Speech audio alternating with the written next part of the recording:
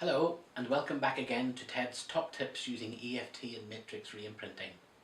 A snapshot into my webinar program, which is due to start later this year, and the program is called Mentoring with a Master, when we will go in some detail into helping and assisting would-be practitioners to really increase their business and start using EFT and matrix reimprinting to the full. What I'd like to talk about today is the value of resitting the training, of sitting in again on the training course. And this was really highlighted to me recently at the launch of Carl and Kate's new book, Transform Your Beliefs, Transform Your Life. When at the launch party, a young lady came up and asked me if she could ask me a question. I said, of course. I love it when people come up and ask me, and I love to share and help where I can. It's part of the joy of being at matrix reimprinting events. And she asked me what she could do. She was working on Skype with a young client, and she said, I would love to do matrix on her, but you can't do matrix reimprinting on Skype. Now we're going to talk about Skype and telephone in our next tip and just how we can use it. And I was astounded by her perception or her belief that she couldn't use matrix reimprinting with Skype.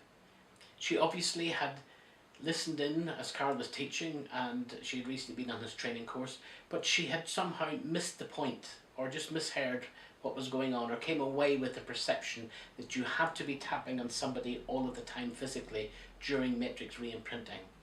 And that's not the case. So when I explained to her that I use Skype, matrix reimprinting on Skype with 95% of all of my clients now, she seemed greatly relieved, and I explained to her that she just would tap on herself, keep the rapport with the client, keep the client tapping on herself, on her wrist and karate chop as we do, and keep working with her echo. Just keep that rapport going and let her carry on doing the work.